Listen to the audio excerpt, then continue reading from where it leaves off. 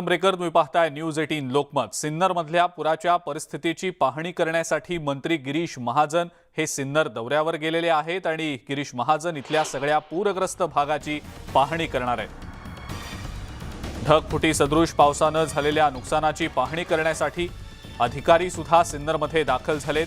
आपण पाहतो ही दृश्य। गिरीश महाजन सिन्नर दौऱ्यावर आता दाखल झालेले आहेत आणि पूरग्रस्त भागाची ते पाहणी करतायत। सिन्नरमधल्या अनेक भागांमध्ये ढगफुटी सदृश पावसामुळे खूप मोठं नुकसान झालेलं आहे। अनेकांच्या घरांमध्ये पाणी शिरलंय, काही ठिकाणी तर अक्षरशः घरं सुद्धा वाहून गेल्याचा प्रकार घडलाय। अधिक माहिती या संदर्भातली आपण जाणून घेणार आहोत। लक्ष्मण घाटोळ आपले प्रतिनिधी आपल्या सोबत आहेत सध्या। लक्ष्मण, गिरीश महाजन सध्या पूरग्रस्त भागाची पाहणी करतायत, काय सांगता येईल याबद्दल?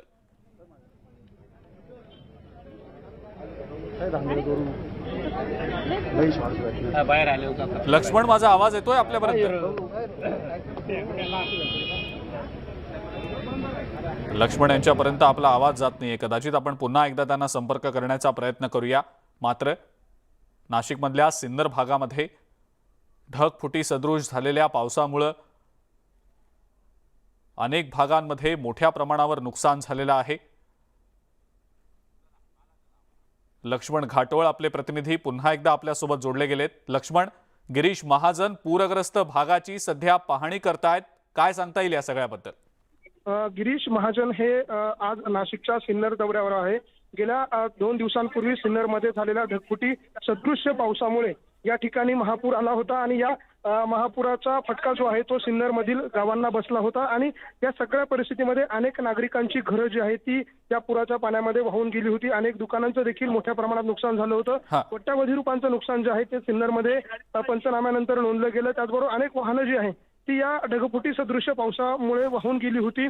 त्यामुळे या सगळ्या परिस्थितीकडे लक्ष देण्यासाठी लोकप्रतिनिधी येत नाही आणि या सगळ्या आरोपांनंतर त्या स्थानिक नागरिकांनी जे आहे ते रास्ता रोको आंदोलन देखील केलं होतं। न्यूज 18 लोकमध्ये देखील काल या सगळ्या प्रकरणाचं वृत्तांकन करताना या लोकांकडे राजकीय लोक कधी लक्ष देणार, लोकप्रतिनिधी कधी येणार असा सवाल उपस्थित केला होता। आणि या सगळ्या प्रकरणानंतर, या सगळ्या वृत्तांकनानंतर आज स्वतः गिरीश महाजन हे सिन्नरमध्ये दाखल झालेले आहे। त्यांनी सिन्नरच्या पूरग्रस्त भागाची पाहणी जी आहे ती सुरू केलेली आहे। ते आता नाशिकच्या सिन्नर तालुक्यातील जी पूरग्रस्त भाग आहे त्या ठिकाणची ती पाहणी करताय। जी तुटलेली घरं आहे, वाहून गेलेली जी वाहनं आहे त्याची पाहणी करताय। ज्या दुकानांमध्ये पाणी शिरलेलं होतं, ज्या दुकानदारांचं, व्यापाऱ्यांचं नुकसान झालं होतं त्या ठिकाणची ते पाहणी करताय। त्यांच्यासोबत नाशिक जिल्हाधिकारी लक्ष्मण थांबवतोय तुम्हाला जरा वेळासाठी। आपण पुन्हा एकदा येऊया। गिरीश महाजन नेमकं काय बोलतायत इथल्या ग्रामस्थांशी, आपण हा संवाद ऐकूया।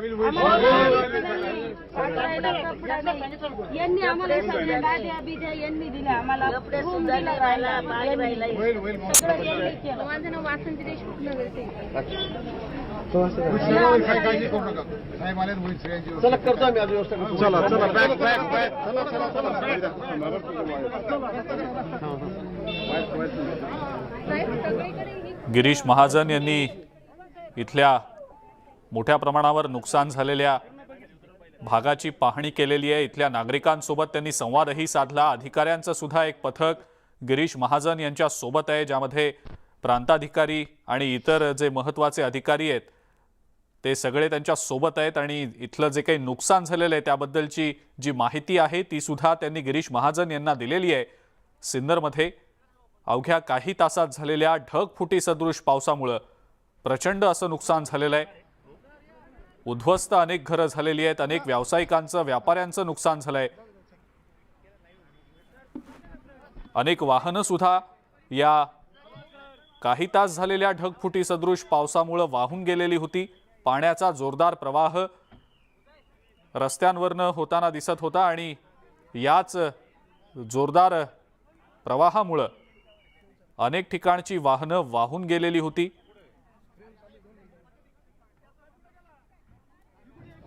गिरीश महाजन सध्या या सगळ्या भागाचा दौरा करतायत। इथल्या सगळ्या परिस्थितीची ते माहिती इथल्या अधिकाऱ्यांकडनं, स्थानिकांकडनं जाणून घेण्याचा प्रयत्न करतायत। पूरग्रस्त भागात जे नुकसान झालेलं आहे त्या संदर्भात राज्य सरकारकडून काही घोषणा केली जाते का, या सगळ्या स्थानिकांना दिलासा देण्याचा काही प्रयत्न सरकारतर्फे केला जातो का, हे पाहणं अतिशय महत्त्वाचं ठरणार आहे।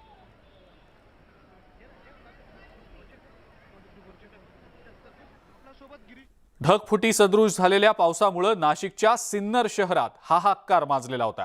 सरस्वती नदीनं रौद्ररूप धारण केल्यामुळे नदीकाठची घरं जमीनदोस्त झाली, तर शहरातल्या रस्त्यांना अक्षरशः नदीचं स्वरूप मिळालं। सिन्नर वासियांवर आसमानी संकट कोसळलं असून अतिवृष्टीग्रस्तांचे डोळे आता राज्य सरकारच्या मदतीकडे लागलेले आहेत। याच संदर्भात आता गिरीश महाजन आता तिथं पोहोचलेले आहेत। नेमकं ते काय म्हणतात आपण ऐकूया। खूप मोठ्या प्रमाणामध्ये पूर आला आणि नदीकाठी असलेले जे घरं आहेत त्यांच्या सगळ्या घरांमध्ये त्या ठिकाणी पाणी शिरलं, सगळ्या भिंती वाहून गेल्यात, घरातलं सगळं सामान वाहून गेलं आणि यात त्यांना कुठे सामान काढायला सुद्धा संधी मिळाली नाही। फक्त कशी तरी त्यांचे प्राण त्या ठिकाणी वाचलेत, जीव वाचलेत आणि ते लोक बाहेर पडलेत। पण अचानक अशा पद्धतीने एवढा मोठा पाऊस पडल्यामुळे खूप मोठा पूर या नदीला आला आणि त्यात एक मोठं नुकसान नदीकाठच्या घराचं झालं। पण गावामध्ये सुद्धा अनेक दुकानं, मार्केट हे पाण्याखाली आलेत, मोठं नुकसान व्यापाऱ्यांचं या ठिकाणी झालेलं आहे, काही घरांची पडझड या ठिकाणी झालेली आहे। त्या संदर्भामध्ये जिल्हाधिकारी, सीओ सगळ्यांच्या सोबत आहोत। सगळ्यांना मी सूचना दिलेल्या आहेत, तात्काळ पंचनामे करा। काही पंचनामे झालेले आहेत, पंचनाम्याचं काम अजून सुरू आहे। पंचनामे झाल्याबरोबर परवा सोमवारी सगळ्यांना आम्ही जी मदत प्राथमिक नियमानुसार आहे ते आम्ही त्या ठिकाणी देऊ। खरं तर या लोकांना तातडीची मदत मिळणं आवश्यक आहे, कारण अनेक लोकांचे संसार जे आहेत ते उघड्यावरती पडलेले आहेत। नाही, त्यांना तातडीची मदत सुरू आहे। तहसीलदारांनी या ठिकाणी जेवणाची व्यवस्था केलेली आहे। त्यांना सगळे अन्नधान्य, तेला तुपापासून सगळे किट आम्ही त्या ठिकाणी दिलेले आहेत। निवासाची व्यवस्था शाळेमध्ये, मंगल कार्यालयामध्ये या ठिकाणी आम्ही केलेली आहे। मला वाटतं जे आवश्यक आहे ते सगळं आम्ही या ठिकाणी करतो आहोत। परत सोमवारी त्यांना एकदा आता सुट्टी आहे, आज उद्या ते झाल्यावर आणि तोपर्यंत पंचनामे पूर्ण होतील। पंचनामे पूर्ण झाले की सगळ्यांना जी नियमानुसार आहे, म्हणजे आपण जी कोल्हापूर, सांगलीला मदत केली, जी कोकणामध्ये मदत केली, त्याच धर्तीवर या ठिकाणी आम्ही मदत करू। आपण बघतोय हे होते गिरीश महाजन। कोल्हापूरच्या धर्तीवर या सगळ्या पूरग्रस्त भागाला जे आहे ते मदत करणार असल्याची घोषणा त्यांनी न्यूज 18 लोकमतशी बोलताना केलेली आहे। एक महत्त्वाची घोषणा खरं तर गिरीश महाजनांनी आता न्यूज 18 लोकमतशी बोलताना केलेली आहे, ती म्हणजे सिन्नरमधील या सगळ्या नागरिकांना तातडीची मदत कोल्हापूर आणि सांगलीच्या धर्तीवर केली जाणार आहे। या लोकांना तातडीनं घरं मिळण्यासाठीची मदत जी आहे ती आवश्यक आहे। त्यांची राहण्याची व्यवस्था असेल, जेवणाची व्यवस्था असेल, या सगळ्यासाठी आता गिरीश महाजन स्वतः मैदानात उतरले आहे। नाशिकचे जिल्हाधिकारी असतील, पोलीस आयुक्त असतील, जिल्हा परिषदेच्या सीओ असतील, या ठिकाणचं स्थानिक प्रशासन असेल, अशा सगळ्या अधिकाऱ्यांना घेऊन गिरीश महाजन जे आहे ते या ठिकाणी दौरा करते। आपण पुन्हा बघूया की पुन्हा ते या ठिकाणी पाहणी करण्यासाठी वाहनातनं उतरलेले आहे आणि गिरीश महाजन काल पूर परिस्थिती निर्माण झाल्याबरोबर दुसऱ्या दिवशी ते सिन्नरमध्ये दाखल झालेले आहे आणि सिन्नरकरांना एक आधार देण्याचं काम महाजनांकडनं केलं जात आहे। मात्र त्यांना मदत नेमकी कधी मिळते हे बघणं महत्त्वाचं ठरणार आहे, कारण अनेक नागरिकांचे घर जे आहे ते उघड्यावर पडलेले आहेत। त्यांना तातडीची मदत मिळणं आवश्यक आहे। आश्वासन देऊन चालणार नाही, तर त्यांना मदत मिळणं आवश्यक आहे। त्यामुळे मदत नेमकी कधी मिळते हे बघणं महत्त्वाचं ठरणार आहे।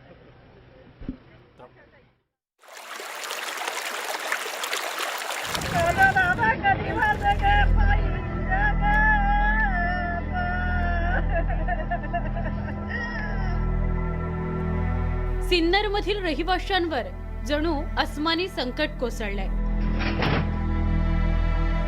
आखे भांडे गेले, पत्र गेले, गॅसची टाकी गेली, काहीच राहिलं नाही आमचं, फक्त अंगावरच्या कपड्यावरती ते राहिले सर्व।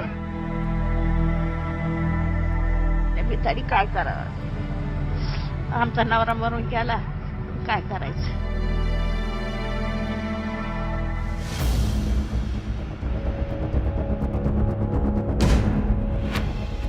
रात्री 8 वाजण्याच्या सुमाराला जणू सिन्नरवर आभाळ कोसळलं। ढगफुटी सदृश्य पावसामुळे अवघ्या काही मिनिटांमध्ये होत्याचं नव्हतं झालं। रस्त्यांना नदीचं स्वरूप आलं होतं। लोकांना काही कळायच्या आत पावसाच्या पाण्यानं शहरातील अनेक भागांना वेढा घेतला। पुराच्या पाण्यात घरात होतं नव्हतं सगळं वाहून गेलं।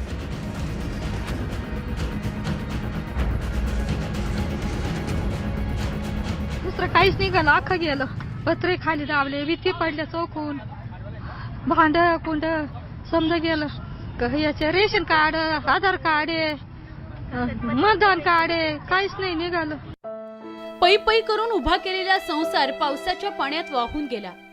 जीव वाचवण्यासाठी लोकांनी अंगावरच्या कपड्यांनिशी घर सोडलं। त्या आसमानी संकटाने सगळं काही हिरावून नेलंय। आता पुन्हा संसार कसा उभा करायचा असा प्रश्न इथल्या रहिवाशांना पडलाय. आपल्याकडं पाणी आलं त्याच्यामध्ये पाण्यामध्ये आम्हाला पळायची सोय नाही राहिली. गाई पळवलं मग निघून या काही पाणी आलं गेलं मग आम्हाला सुधच नाही राहत. सारं दाबून गेलं, काही वाहून गेलं, काही फक्त एवढी डबडेली एवढे पुस्तकं लेकरायची भिजून गेली माझी. नुकसान झाली एवढी माझी. तर काय करावं, अंगावरचा कपडाच राहिला एवढा फक्त. डोळ्यात पण पाणी असं काय मग ये वाटत ना तुळस बांध या कसं पडून राहिल्या मी तरी काय करावं. आमचा नवरा मरून गेला, काय करायचं. नदीच्या कडेला असलेल्या घरांना पुराच्या पाण्याचा मोठा फटका बसलाय. अचानक पाणी घरात शिरल्यामुळे नागरिकांना वाचवण्याकरता प्रशासनाला जेसीबीची मदत घ्यावी लागली. रात्रीच्या वेळी पावसानं जोर धरल्यामुळे मदत कार्यात अनेक अडचणी आल्या. राहणाऱ्या परिसरातील नागरिकांनी रेस्क्यू ऑपरेशन करून त्या लोकांना बाहेर काढलं. अक्षरशः दोरीचा नाडा त्यांच्यापर्यंत पोहोचवण्यासाठी सुतळी बांधून दगड फेकून त्यांना बाहेर काढणं. लहान लहान मुलं पत्र्यावर चढले होते त्यांना बाहेर काढणं एवढे मोठं ऑपरेशन होतं. सरस्वती नदीला आलेल्या पुरामुळे सिन्नर शहरात अभूतपूर्व परिस्थिती निर्माण झाली. तब्बल 4 ते 5 किलोमीटरच्या परिघातील घरं आणि दुकानांना पुराच्या पाण्याचा फटका बसला. या पावसामुळे केवळ नदीकाठच्या घरांचंच नुकसान झालं असं नाही, तर सिन्नरच्या बाजारपेठेतील दुकानं पाण्याखाली गेली. जवळपास 400 ते 500 दुकानांना पुरता तडाखा बसलाय. पूर्ण नुकसान झालं. जवळजवळ 10-12 फूट पाणी होतं. पूर्ण टोटल लॉस झालं, म्हणजे पूर्ण अख्खा वल्ला माल झाला. माझं इंजिनियरचं ऑफिस आहे, माझे सगळे ओरिजिनल डॉक्युमेंट आता त्याच्यात गेले. पंचनामा करायला सकाळी फोन केला तर अजूनपर्यंत कोणी झालं नाही.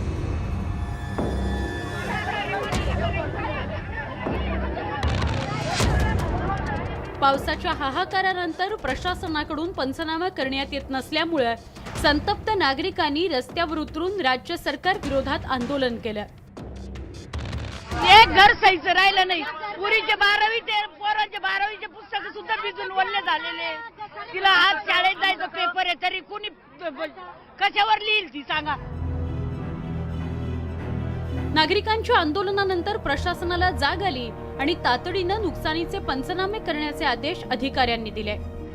सकाळपासून आता सगळं स्वच्छतेचं काम सुरू आहे. आता मी नागरिकांशी बोलले. नागरिकांचा महत्त्वाचा विषय आहे की पंचनामे. तर पंचनाम्याला आता तत्काळ सुरू करण्याबाबत मी प्रत्येक विभागाला आदेशित केलेलं आहे आणि त्यानुसार आता ते पंचनामे करून शासनाकडे आम्ही पाठवणार आहोत. सिन्नर शहराच्या आजवरच्या इतिहासात पहिल्यांदाच अशा प्रकारची घटना घडली आहे. ढगफुटी सदृश्य पावसामुळे शेकडो घरं आणि दुकानांचं मोठ्या प्रमाणात नुकसान झालंय. शेकडो संसार उघड्यावर आलेत. त्यामुळेच नुकसानग्रस्त कुटुंबांच्या नजरा राज्य सरकारच्या मदतीकडे लागल्यात. पण गणेशोत्सवात बिझी असलेल्या मंत्र्यांना सिन्नरवासियांच्या वेदनेची जाणीव कधी होणार हाच खरा प्रश्न आहे. व्हिडिओ जर्नलिस्ट हेमंत बागुलसह लक्ष्मण घाटोळ, न्यूज 18 लोकमत, नाशिक. यानंतर राजकीय बातम्या आपण बघूया. मुंबई भाजपचे अध्यक्ष आशिष शेलार यांनी उद्धव ठाकरेंना खरमरीत सवाल केलाय. आपण आमच्या कमळाला हिणवायला बाई म्हणता, हरकत नाही. बाईमध्ये आई, ताई आणि कडक लक्ष्मी पण आहे. त्यामुळे तुमच्या उरल्या सुरल्या पक्षाला आम्ही आता पेंग्विन सेना म्हणा, असा सवाल शेलार यांनी आता उपस्थित केलाय. आशिष शेलार यांनी ट्विट सुद्धा केलेला आहे. ट्विट नेमकं काय बघूया आपण. प्रति श्री उद्धव ठाकरे, संपादक सामना महोदय, आपण आमच्या कमळाला हिणवायला बाई म्हणता, हरकत नाही. बाईमध्ये आई, ताई आणि कडक लक्ष्मी पण आहे. त्यामुळे तुमच्या उरल्या सुरल्या पक्षाला आम्ही आता पेंग्विन सेना म्हणायचं का, असा सवाल ट्विट करत आशिष शेलार यांनी विचारलाय. असे कडक अस्सल मुंबईकर शब्द आमच्याकडे पण आहेत, असंही आशिष शेलार यांनी म्हटलेलं आहे. त्यामुळे या मुद्द्यावरून आता मोठा वाद निर्माण झाल्याचं पाहायला मिळतंय. आक्रमकपणे आता आशिष शेलार यांनी उद्धव ठाकरे यांच्यावर टीका केलेली आहे. आपण कमळाला हिणवायला बाई म्हणता, तर मग आता शिवसेनेला पेंग्विन सेना म्हणायचं का, असा सवाल आशिष शेलार यांनी विचारलाय. आणि आता बातमी राज्यपाल नियुक्त 12 आमदारांच्या संदर्भातली. उद्धव ठाकरे सरकारनं त्यांच्या कार्यकाळात राज्यपाल कोश्यारी यांना 12 आमदारांची यादी पाठवलेली होती. मात्र या यादीवर राज्यपालांनी कोणतीही कार्यवाही केली नाही. महाविकास आघाडी सरकारच्या त्या 12 आमदारांची यादी रद्द करावी यासाठी शिंदे फडणवीस सरकारनं राज्यपाल कोश्यारी यांना पत्र पाठवल्याची माहिती मिळतेय. लवकरच मुख्यमंत्री शिंदे राज्यपालांना नव्या 12 आमदारांची यादी पाठवणार असल्याची माहिती सुद्धा सूत्रांनी दिलेली आहे.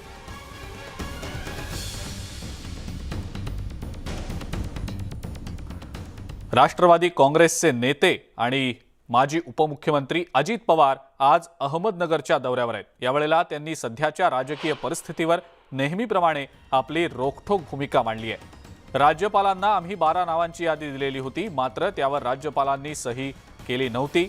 त्याचबरोबर शिवसेनेच्या दसरा मेळाव्यावरनं वाद घालून चालणार नाही, मात्र सत्ताधारी आपली ताकद वापरतायत असं म्हणत अजित पवार यांनी मुख्यमंत्र्यांना टोला लगावलाय. त्याचबरोबर राजकारणात राज कपूर सारखे शोमॅन आहेत अशा शब्दात अजित पवार यांनी नेत्यांच्या गणपती दर्शनावरूनही टीका केली आहे.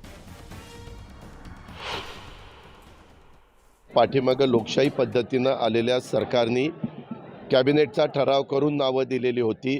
आम्ही अनेकदा राज्यपाल महोदयांना त्यावेळेस सरकारतर्फे भेटायला गेलेलो होतो. ते म्हणायचे की मी त्याच्यात बघतोय, माझं चालू आहे, अमुक आहे तमुक आहे, परंतु तेव्हा तर काही झालं नाही. आता शेवटी राज्यपाल एक एवढी मोठी व्यक्ती आहे, त्यांचा एवढा अधिकार आहे. आता त्या संदर्भामध्ये आम्ही काय टीका टिप्पणी करू शकत नाही किंवा काही करू शकत नाही. जनतेने ठरवायचे की हे लोकशाही पद्धतीनं चाललेलं आहे का. शिवसेनेची स्थापना ज्या दिवशी झाली त्यावेळेसपासून शिवसेना प्रमुख बाळासाहेब ठाकरेंच्याच तिथं सभा व्हायच्या आणि बाळासाहेब ठाकरेंनी शेवटी त्या शिवाजी पार्कच्या मैदानावर सांगितलेलं होतं की इथून पुढं ही शिवसेना हे उद्धव ठाकरे पाहतील आणि त्यांच्या नेतृत्वाखाली चालेल. शेवटी कुणाचा तरी पहिल्यांदा एकाचा कार्यक्रम होईल आणि नंतर दुसऱ्याचा कार्यक्रम होईल. अशा पद्धतीनं त्याच्यात वाद तर घालून चालणार नाही. शेवटी जनता, सर्वसामान्य जनता कुणाच्या पाठीशी आहे ते शिवाजी पार्कच्या सभा झाल्यानंतरच लक्षात येईल. गणपतीच्या दर्शनाला आता आम्ही पण अनेक ठिकाणी दर्शनाला जातो, पण आम्ही तुमच्यासारखे कॅमेरा बरोबर घेऊन जात नाही. परंतु आता कशी गाडी एंट्री करताना कॅमेरा लावला जातो, मग बरोबर गाडी थांबते, मग बरोबर कोणतरी उतरतं, मग ते आतमध्ये जातात, मग नमस्कार करतात. कशाला? ज्याची जो गणेश भक्त आहे त्यांनी अशा पद्धतीनं त्याचा देखावा दाखवण्याचं कारण नाही. तुमच्या मनात ठेवा ना. आता काय, आता काहींना शो करायची सवय आहे. जसं पूर्वी काही शोमॅन होते, राज कपूर शोमॅन म्हणून ओळखला जायचा, तशा पद्धतीनं काहींना आता सवय लागली, त्याला करायचं काय. स्वतः देवेंद्रजींनी सांगितलं माझी अशोकरावांशी भेट झाली नाही, अशोकरावांनी सांगितलं झाली नाही. माझं म्हणणं आहे की काँग्रेसच्या परीनं काम करते, जो तो पक्ष आपापल्या परीनं काम करत आहे आणि जनतेला जे मनात असेल त्या पद्धतीनं जनता त्यांना निवडून देण्याचं काम करेल. राष्ट्रीय सुरक्षा सल्लागार अजित डोवाल यांच्या मुंबईमध्ये सध्या भेटीगाठी सुरू आहेत. अजित डोवाल हे वर्षा या मुख्यमंत्र्यांच्या निवासस्थानी दाखल झाले असून त्यांची मुख्यमंत्र्यांशी सध्या चर्चा सुरू आहे. तत्पूर्वी त्यांनी राजभवनावर राज्यपालांची भेट घेतलेली होती. त्यानंतर डोवाल यांनी उपमुख्यमंत्री देवेंद्र फडणवीस यांची सुद्धा भेट घेतली आणि या सगळ्या भेटी सदिच्छा भेटी असल्याचं सांगण्यात आलेलं आहे.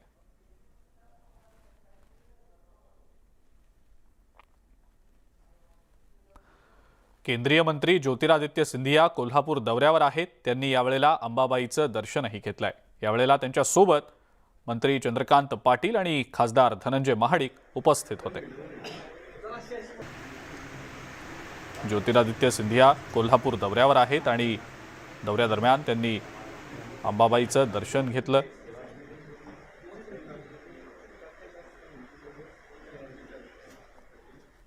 राज्यामध्ये गेल्या 5 वर्षात रस्ते अपघातामध्ये 41,143 जणांचा मृत्यू झाल्याची धक्कादायक माहिती आरटीआय मधून आता समोर आलेली आहे. यामध्ये राष्ट्रीय महामार्गावर झालेल्या अपघातात 21,974 नागरिकांनी आपला जीव गमावलाय, तर राज्य महामार्गावर झालेल्या अपघातात 19,169 नागरिकांचा मृत्यू झालाय.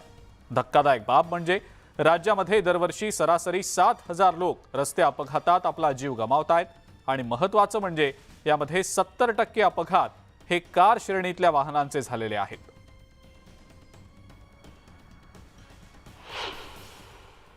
कार, टॅक्सीज, व्हॅन याचे 27,818 अपघात झालेले आहेत आणि 9,672 लोक हे त्यात मेलेले आहेत. बसेसचे अपघातसुद्धा खूप झालेले आहेत. 5,370 अपघात झालेले आहेत आणि त्याच्यामध्ये 1,595 इतके लोक जे आहेत ते मेलेले आहेत. थोडक्यात काय की पूर्ण महाराष्ट्रामधली ही संख्या आहे आणि या महाराष्ट्रामध्ये अपघात जे आहे ते फार मोठ्या प्रमाणात होत आहेत. याकडे या विभागाने लक्ष द्यायची गरज आहे. गणेश विसर्जनासाठी आता मुंबई महानगरपालिकेनं मोठ्या प्रमाणावर तयारी केली आहे.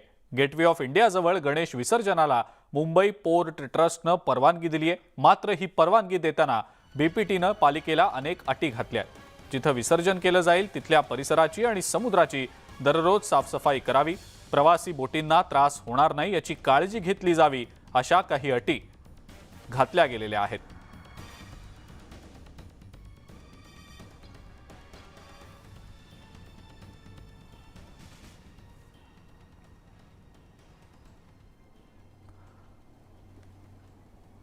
मनसे अध्यक्ष राज ठाकरे यांनी सिद्धिविनायकाचं दर्शन घेतलं. यावेळेला त्यांच्या सोबत त्यांचे कुटुंबीय सुद्धा होते. राज ठाकरे यांच्या पत्नी शर्मिला ठाकरे, मुलगा अमित ठाकरे, नातू कियान, मुलगी उर्वशी आणि सून मिताली असं संपूर्ण ठाकरे कुटुंब बाप्पाच्या चरणी दर्शनासाठी पोहोचल्याचं पाहायला मिळालं.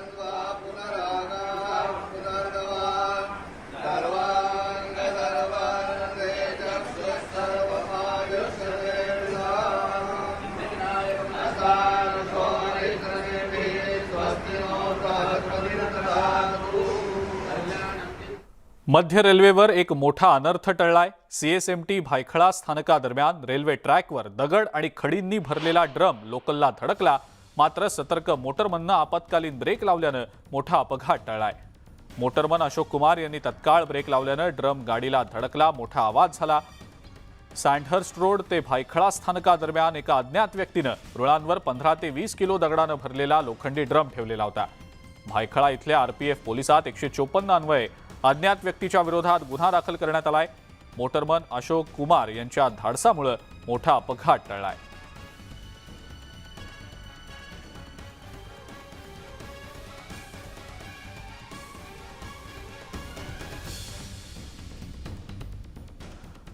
सुकेश चंद्रशेखर 200 कोटी वसुली प्रकरणामध्ये दिल्ली पोलिसांनी अभिनेत्री नोरा फतेहीची तब्बल 6 तास चौकशी केली आहे. दिल्ली पोलिसांच्या ईओडब्ल्यूनं नोरा फतेहीला तब्बल 50 प्रश्न विचारल्याचं समजतंय. आता 12 सप्टेंबरला दिल्ली पोलीस अभिनेत्री जॅकलिन फर्नांडिस हिची सुद्धा चौकशी करणार असल्याची माहिती मिळतेय.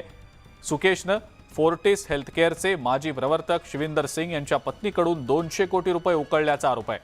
पोलिसांनी गेल्या आठवड्यात नोरा फतेहीला समन्स बजावलेलं होतं. त्यानंतर नोरा शुक्रवारी सकाळी तपास अधिकाऱ्यांसमोर तिचा जबाब नोंदवण्यासाठी हजर झालेली होती. यापुढच्या काळात सुद्धा नोरा फतेही हिची दिल्ली पोलिसांकडून चौकशी होण्याची शक्यता आहे.